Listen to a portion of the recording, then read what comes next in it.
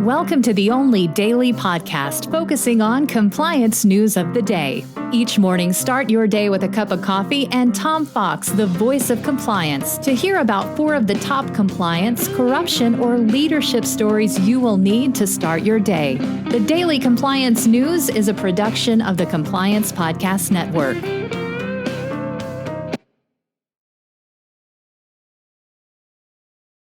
The Daily Compliance News for March 4, 2021. May the force be with you.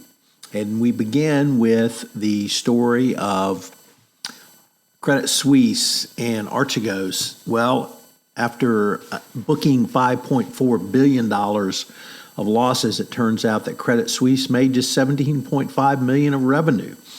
This paltry amount raises further questions about the risks the lender was prepared to take in pursuit of relationships with ultra-wealthy clients. It also has to bring up the possibility that there was some type of conflict of interest or other fraud involved when you make $17.5 million and lose $5.4 billion. So interesting development. And Credit Suisse is proving to be one of the worst risk managers in the international banking arena. Next up, the trial between Epic Games and Apple started off with a bang as Fortnite maker Epic Game deliberately violated Apple's app marketplace rules to show the power Apple wields, and the tech giant takes an unfair share of money from developers.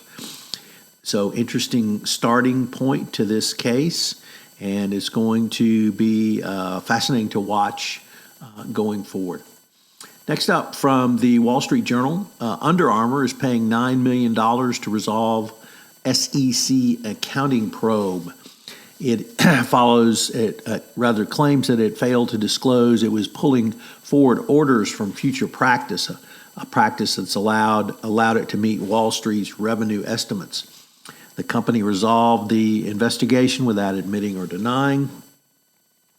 The Wall Street Journal had reported that federal officials were looking into whether the sportswear maker shifted sales from quarter to quarter to appear healthier. The SEC doesn't plan to take any enforcement action against the company's co-founder and executive chairman. Under Armour previously disclosed that 2 men had been told they could be sued by the SEC, but it does not appear that the SEC will be moving forward on that front. Nevertheless, the regulator had alleged the company misled investors by not disclosing a significant portion of its revenue and growth were resulted from this practice. The disclosure created a significant uncertainty whether Under Armour would meet its revenue guidance in future quarters. So misleading picture by Under Armour, but resolved a fairly low amount of $9 million. And once again, at this point, does not appear that there are going to be any individual actions. And we conclude with the ongoing saga of the Sackler family and its attempts to avoid liability for its role in the opioid crisis.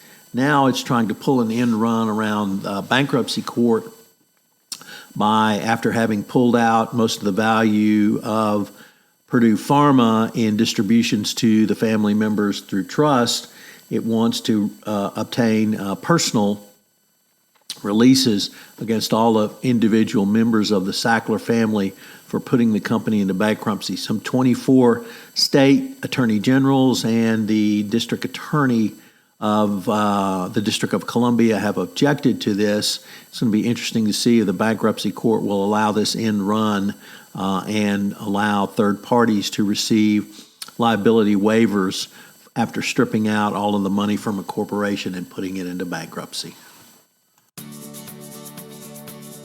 The Daily Compliance News is a production of the Compliance Podcast Network and a proud member of C-Suite Radio.